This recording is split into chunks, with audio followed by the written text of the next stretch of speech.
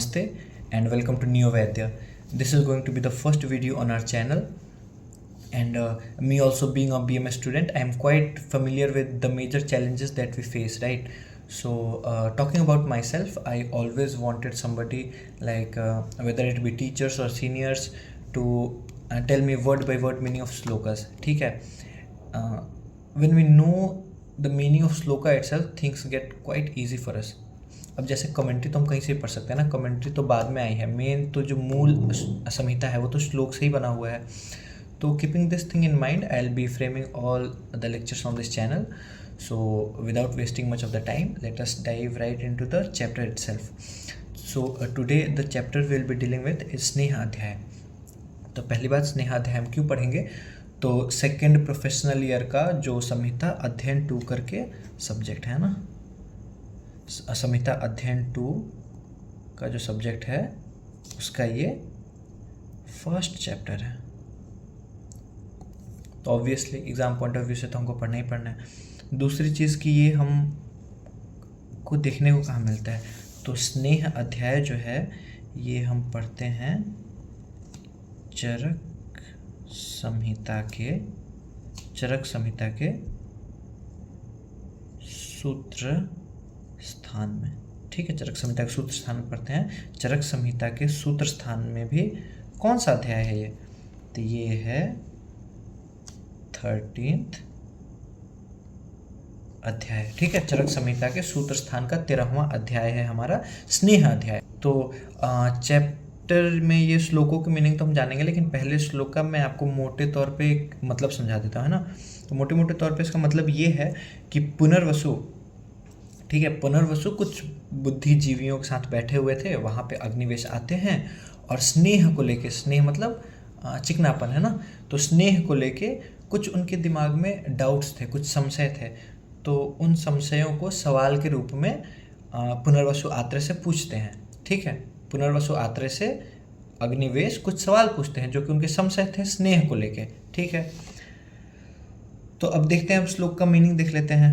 जैसा हमने अभी बात की थी कि हम श्लोक के मीनिंग वाइज चलेंगे, है ना. तो यहाँ पे सह आसीनम, पुनर्वसु मतलब आत्रेय पुनर्वसु. सह आसीनम क्या होता है? सह आसीनम क्या होता है? सह आसीनम मतलब साथ बैठे थे. ठीक है, सह आसीनम, सह मतलब साथ होता है, आसीनम मतलब बैठना होता है. तो पुनर्वसु आत्रेय साथ बैठे थे. किनके साथ बैठे थे? तो सांख्ययी. ठीक है, इसका मतलब क्या हो गया? अब इसमें पहले तो आप देख लीजिए सांख्य क्या होता है. पहले तो आप देख लीजिए सांख्य क्या होता है. तो सांख्य होता है, मैं आपको बताता हूँ सांख्य क्या होता है. तो सांख्य होता है वो, सांख्य कौन होते हैं? वो जिनको संख्या का ज्ञान हो. सांख्य उन लोगों को कहते हैं जिनको संख्या का ज्ञान हो. अब संख्या क्या होता है ना, क्वेश्चन अराइज होगा कि संख्या क्या होता है भाई.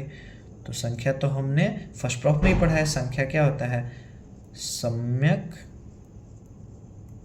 ज्ञान, है ना. सम्यक ज्ञान या फिर तत्व ज्ञान को संख्या कह देते हैं. तो वो लोग जिनको संख्या का ज्ञान होता है, ऐसे लोगों के साथ पुनर्वसु आत्रेय बैठे थे. ठीक है, जो भी चीज़ें जानने योग्य है, उनको जो जानता है उसको सांख्य कहते हैं. तो पुनर्वसु ऐसे सांख्यों के साथ बैठे थे. उसी समय क्या होता है कि वह्निवेश, अब देखिए यहाँ पे वह्निवेश आपको दिख रहा होगा ना, यहाँ पे वह्निवेश. तो वह्नि क्या होता है? वह्नि का मतलब क्या होता है? वह्नि तो अग्नि का पर्यायवाची है. तो यहाँ पे अक्सर हम यूज़ नहीं करते हैं पर्यायवाची शब्दों का नाम में, बट यहाँ पे किया गया है, उस जमाने में होता होगा. तो अग्निवेश स्वसंशयम मतलब स्व मतलब खुद के, संशय मतलब डाउट्स, है ना. तो खुद के संशयों, है ना. तो अग्निवेश खुद के संशयों को लेके आते हैं और कुछ सवाल पूछते हैं ना. प्रपक्ष मतलब प्रश्न पूछना है ना, तो ये प्रपंच। अग्निवेश आते हैं और अपने कुछ संशयों को लेके सवाल पूछते हैं। क्यों? ये क्या लिखा है? अब यहाँ पे ये क्या अजीब सा दिख रहा है? ये यहाँ पे है जगत हित अर्थ, जगत के हित के अर्थ के लिए, जगत के हित के लिए, ठीक है। पुनर्वसु साथ में बैठे थे कुछ सांख्यों के, और वहाँ पे अग्निवेश आते हैं और अपने कुछ संशयों को लेके सवाल पूछते हैं जगत के हित के लिए, ठीक है। और वो सवाल किस चीज़ के लिए थे? किस चीज़ को लेके थे? तो स्नेह को लेके थे, ठीक है, चिकनेपन को लेके थे। तब अब जो सवाल पूछे, तो कितने सवाल पूछे? डाउट्स रिगार्डिंग ओलिएशन थेरेपी, स्नेहन कर्म को क्या बोल देते हैं? ओलिएशन थेरेपी कह देते हैं। तो स्नेह को लेके कितने सवाल थे? तो अग्निवेश के 25 सवाल थे। अग्निवेश के कितने सवाल थे? 25 सवाल थे। अब उन्हीं 25 सवालों के बारे में हम यहाँ पे देखेंगे। देखिए इस चैप्टर, अब इस जो लेक्चर में, अभी जो हम लेक्चर देख रहे हैं, इसमें बस मैं ओवरव्यू दूंगा आपको स्नेहाध्याय का, ठीक है। बाकी चीज़ें अगले लेक्चर में आपको देखने को मिलेंगी। तो पहले तो ओवरव्यू के नाम पे मेन चैप्टर रिवॉल्व करता है इन्हीं 25 क्वेश्चन के आगे पीछे, ठीक है। तो इन 25 क्वेश्चन के बारे में पहले जान लेते हैं कि ये 25 क्वेश्चन थे क्या। तो 25 क्वेश्चन में पहला क्वेश्चन है कि किम योनया। किम योनया मतलब यहाँ पे क्या दिख रहा है? योनया में आपको क्या दिख रहा है? योनि है। योनि क्या होता है? सोर्स होता है, ठीक है। कहाँ से मिलता है? जो स्नेह होते हैं, जो स्नेह पदार्थ होते हैं, वो कहाँ से मिलते हैं? कति स्नेहा। कति स्नेहा मतलब, कति स्नेहा मतलब कितने स्नेह हैं? कति स्नेहा मतलब कितने स्नेह हैं, कितने प्रकार के स्नेह होते हैं। अगला देखते हैं स्नेह गुना। तो स्नेह गुना क्या होता है? इसका मतलब क्या होता है? अपृथक। यहाँ पे पृथक मतलब क्या है? अलग अलग प्रकार के। जो अलग अलग यहाँ पे लिखा है ना कति स्नेहा, इसका मतलब कि कितने प्रकार के स्नेह हैं। इससे ये पता चलता है कि स्नेह के भी प्रकार होते हैं। तो इन अलग अलग प्रकार के जो स्नेह हैं, इनके गुण, स्नेह के गुण, फीचर्स, इन स्नेह के फीचर्स क्या होते हैं? इन स्नेह के गुण क्या होते हैं, ठीक है। ये जो पृथक, पृथक मतलब अलग अलग प्रकार के स्नेह हैं, इनके गुण क्या होते हैं। पहला सवाल क्या था? सोर्स क्या है स्नेह का, कहाँ से मिलता है। अगला सवाल क्या है? कितने प्रकार के स्नेह हैं। फिर बोल रहे हैं कि इन स्नेहों के जो अलग अलग प्रकार के स्नेह हैं, इनके गुण क्या क्या होते हैं। अगला है कि काल क्या होता है स्नेह का, है ना। किस काल में लेना चाहिए? काल मतलब समय, है ना। कौन से समय में लेना चाहिए? अब यहाँ पे दिन रात्रि ऋतुओं की दृष्टि से बात हो रही है ना, तो किस समय पे लेना चाहिए। अनुपान, अनुपान, अब यहाँ पे क्या मतलब है कि स्नेह के बाद अनुपान क्या लेना चाहिए। तो अनुपान क्या होता है? अनुपश्चात पीयते इति अनुपानम, है ना। तो जो स्नेह करने के बाद जो हम अनुपान लेते हैं, उनके बारे में पूछ रहे हैं कि क्या क्या अनुपान किस स्नेह के बाद लिया जा सकता है। देखिए मैं बार बार किस स्नेह की बात कर रहा हूँ, क्योंकि यहाँ पे ऑलरेडी पूछा गया है, ऑलरेडी वो सवाल पूछ रहे हैं कि कति स्नेह, कितने प्रकार के स्नेह हैं। तो अलग अलग प्रकार के स्नेहों के बाद अनुपान भी अलग अलग होंगे। तो वही अनुपान के बारे में पूछ रहे हैं कि कितने, कौन कौन से अनुपान किस स्नेह के बाद लिया जा सकता है। अब यहाँ पे ध्यान दीजिएगा, है ना। ये काफ़ी यहाँ पे रेड कलर से मैं यहाँ पे वो कर देता हूँ, स्टार मार्क कर देता हूँ। विचारणा, विचारणा मतलब विचारणा के बारे में आगे भी चैप्टर में हम बहुत अच्छे से पढ़ने वाले हैं। तो बोल रहा है कति काश्च विचारणा। तो विचारणा मतलब किन किन चीज़ों के साथ मिलाकर स्नेह लिया जा सकता है। एक तो स्नेह आप डायरेक्ट स्नेह ले सकते हैं ना, दूसरा होता है किस चीज़ में हम स्नेह मिला के ले सकते हैं। तो विचारणा मतलब अब क्या ही लिखूँ इसमें, आप समझ रहे हैं, किन चीज़ों के साथ मिलाकर स्नेह लिया जा सकता है।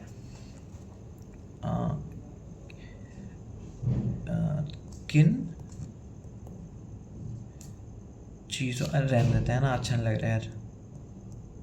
तो आप समझ रहे हैं विचारना मतलब मैंने आपको बता दिया कि कई बार क्या होता है, जैसे अच्छा स्नेह होता है ना, अच्छा पान होता है। तो अच्छा पान मतलब क्या होता है कि डायरेक्ट हम स्नेह ले रहे हैं, और विचारना मतलब किस चीज़ के साथ मिलाकर स्नेह ले रहे हैं, है ना।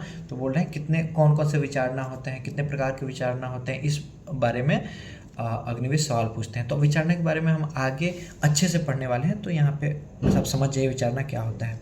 मात्रा, अब मात्रा होता है कि अल्प मात्रा में लेना है स्नेह, कि मध्यम मात्रा में लेना है, कि अति मात्रा मतलब ज़्यादा मात्रा में लेना है ना। तो यहाँ पे मात्रा की बात हो रही है। मात्रा मतलब हो जाता है क्वांटिटी में लिख देता हूँ, है ना, सहूलियत के लिए क्वांटिटी लिख देता हूँ कि चीज़ों को कठिन बनाना हो। और कथ माना, माना मतलब मान, मेजरमेंट, है ना, कितना स्नेह लेना है। अब होना अल्प मात्रा, मध्य मात्रा, तो ये तो हमने मात्रा बता दिया। अल्प, अल्प मतलब कितना अल्प, है ना, मान कुछ मेजरमेंट भी तो होना चाहिए। तो यहाँ पे मान है, मान क्या है, मान मतलब प्रमाण लिख देता हूँ, है ना, मान मतलब प्रमाण, कितना क्वांटिटी, कितना एग्जैक्ट मेजरमेंट, कितना ग्राम, कितना मिलीग्राम, इस टाइप से जितना भी लेते हैं वो यहाँ पे मान की बात की जा रही है। केशु उपदिश्यते, है ना, तो किस प्रकार से कितने मान में दिया जाना चाहिए।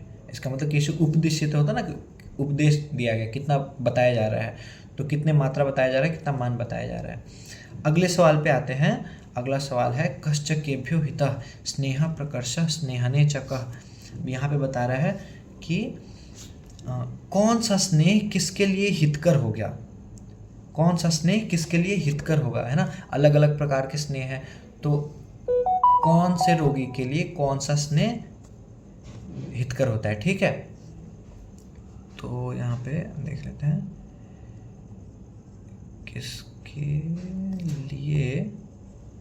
किसके लिए कौन सा स्नेह हितकर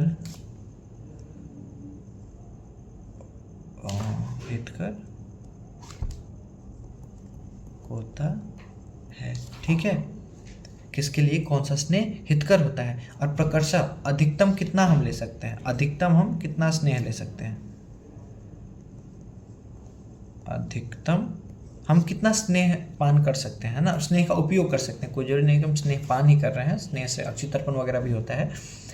तो अधिकतम कितना स्नेह का प्रयोग कर सकते हैं। अब यहाँ लिख रहा है कि स्नेह्या के न च स्निग्ध अस्निग्ध अति स्निग्ध लक्षणम। यहाँ पे है स्नेह्या के न च, मतलब स्नेह किसको देना चाहिए। यहाँ पे बोल रहा है कि स्नेह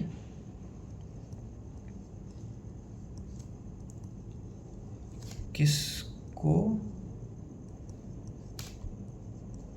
देना है, ठीक है। और यहाँ पे बोल रहा है कि के नच, मतलब किसको नहीं देना है। स्नेह्या के, कौन स्नेह्या है, मतलब किनको स्नेह देना चाहिए, किनको स्नेह के नच, किनको स्नेह नहीं देना चाहिए। यहाँ पे स्निग्ध, अस्निग्ध और अति स्निग्ध लक्षणम, यहाँ तो साफ दिखाई दे रहा है ना, लक्षण की बात हो रही है। कि जब हम यहाँ मैंने अलग से हाईलाइट भी कर दिया कि स्निग्ध मतलब नॉर्मल स्निग्धता दी, अस्निग्धता मतलब कम स्निग्धता दी, अति स्निग्धता जब हम दे देते हैं तो उनके लक्षण, उनके फीचर्स हमको उस पेशेंट में देखने को क्या मिलते हैं। जिसको हमने स्नेह ओलेशन थेरेपी किया है तो उसमें प्रॉपर अमाउंट ऑफ स्नेहन हमने किया है, कम स्नेहन हो गया है, ज़्यादा स्नेहन हो गया, तो उसके लक्षण हमको क्या देखने को मिलेंगे।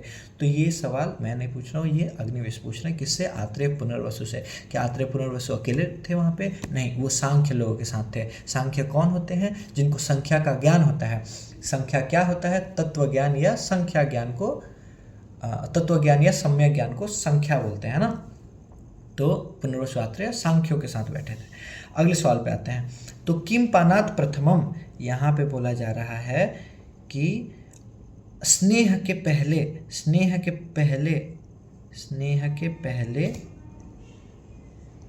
क्या उपयोग करना है। स्नेहन करने से पहले क्या करना है ना। स्नेहन करने से पहले क्या करना है। अब पीते जीर्णे मतलब स्नेहन, जीर्ण मतलब क्या होता है? डाइजेशन, है ना। तो स्नेहन पच जाने के बाद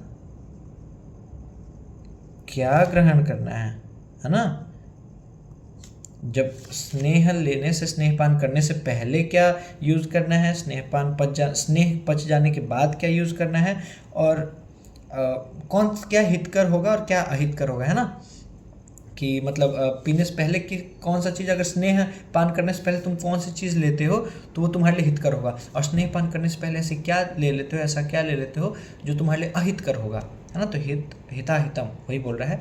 और स्नेह पच जाने के बाद तुम्हारे जो भी चीज़ तुम ग्रहण करते हो उनमें से कौन सी चीज़ हितकर होगी और कौन सी अहितकर होगी, ये भी अग्निवेश पुनर्वसु आत्रा से पूछ रहे हैं, जो कि सांख्यों के साथ बैठे थे। अगला सवाल क्या है कि मृदु क्रूर कोष्ठा।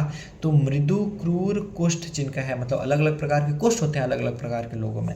तो मृदु कोष्ठ के लिए के लोगों के लिए किस प्रकार का स्नेह देना है, क्रूर कोष्ठ के लोगों के लिए किस प्रकार का स्नेह देना है ना। तो ये तो कोष्ठ के बेसिस पे बता दिया गया। अगला व्यापद, ठीक है। व्यापद क्या होता है, व्यापद होता है उपद्रव, कॉम्प्लिकेशंस। स्नेहपान के कॉम्प्लिकेशंस क्या हो सकते हैं, मान लो ज़्यादा दे दिया, कम दे दिया, या जो भी चीज़ें हैं, तो कॉम्प्लिकेशंस क्या हो सकती हैं। और स्नेह के जो कॉम्प्लिकेशंस होते हैं उनकी सिद्धि क्या हो सकती है। सिद्धि मतलब ट्रीटमेंट, मैनेजमेंट, है ना, क्या हो सकता है। तो ये क्या है, यहाँ पे सिद्धि की बात की जा रही है। सिद्धि मतलब क्या होता है, ट्रीटमेंट की बात की जा रही है। ऐसा नहीं है कि मुझे सिद्धि का स्पेलिंग नहीं आया तो मैंने ट्रीटमेंट लिखा, मैंने ऐसे ट्रीटमेंट लिख दिया, अच्छा लग रहा है ट्रीटमेंट, ठीक है। तो क्या हम बोल रहे थे, हाँ, मृदु क्रूर कोष्ठ के जो लोग हैं उनके अलग अलग प्रकार के लोगों के लिए कौन से अलग अलग प्रकार का स्नेह दिया जा सकता है। व्यापद क्या हो सकता है, अलग मतलब स्नेह से क्या क्या उपद्रव हो सकता है गलत तरीके से यूज़ करने पे, और उनकी सिद्धि क्या हो सकती है, उनकी ट्रीटमेंट क्या होता है ना। अब यहाँ पे अगला सवाल क्या है, अच्छे, अच्छे मतलब मैंने बोलता अच्छा, अच्छा पान, है ना। अच्छा मतलब ओनली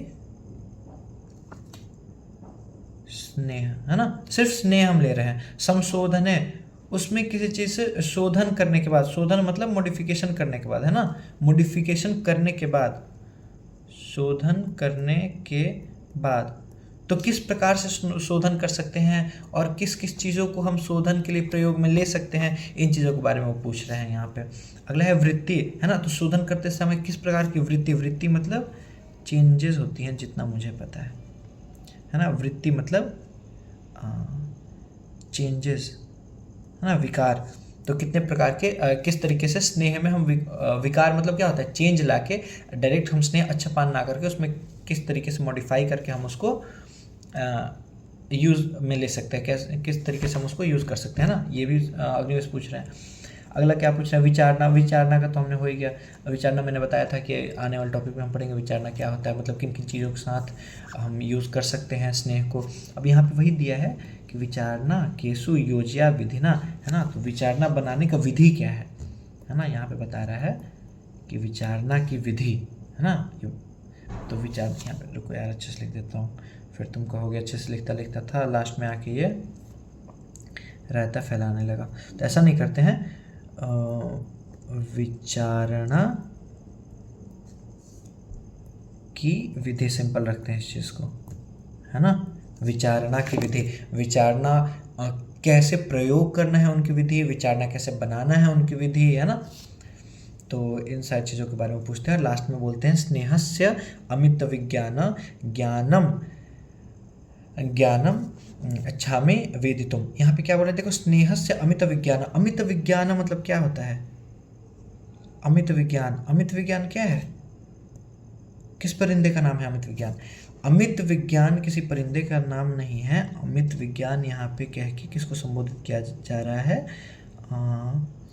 यहाँ पे संबोधित किया जा रहा है आत्रेय को, पुनर्वसु आत्रेय को ही अमित विज्ञान कहा जा रहा है। अब अमित विज्ञान का मतलब क्या होता है, कौन कह रहा है अमित विज्ञान, अग्निवेश कह रहे हैं कि स्नेहस्य अमित विज्ञानम ज्ञानम इच्छामि वेदितुम। बोल रहे हैं कि हे अमित विज्ञान, अमित विज्ञान मतलब जिसकी ज्ञान की कोई सीमाएं नहीं है, जिसका ज्ञान विज्ञान, कलर बदल दें अच्छा लगेगा, जिसकी ज्ञान विज्ञान की कोई सीमा ना हो। इसको ऐसा करना ना, अपने कॉपी पे या अपने बुक पे भी इसी तरीके से लिखते जाना, है ना। तो चीज़ें जब तुम बार बार उसको पढ़ोगे ना तो मीनिंग भी साथ में दिखता रहेगा, तो चीज़ें बहुत आसान सी हो जाएंगी। तो देखो यहाँ पे क्या बोल रहे हैं कि अग्निवेश बोल रहे हैं कि हे अमित विज्ञान। अमित विज्ञान किसको? आत्रेय को।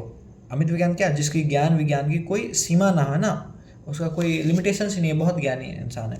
तो आत्रेय तो था वैसा, आत्रेय थे वैसे।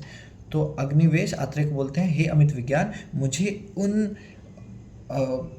उन सभी ज्ञान का जो जो भी मैंने सवाल किए हैं उनका मुझे जवाब दीजिए, और ताकि मैं जगत के हित के अर्थ के लिए स्नेह का मतलब प्रॉपर ज्ञान फैला सकूँ, है ना, लोगों में उस ज्ञान को बांट सकूँ और उस तरीके से स्नेह का मैं प्रयोग कर सकूँ जगत के हित के लिए।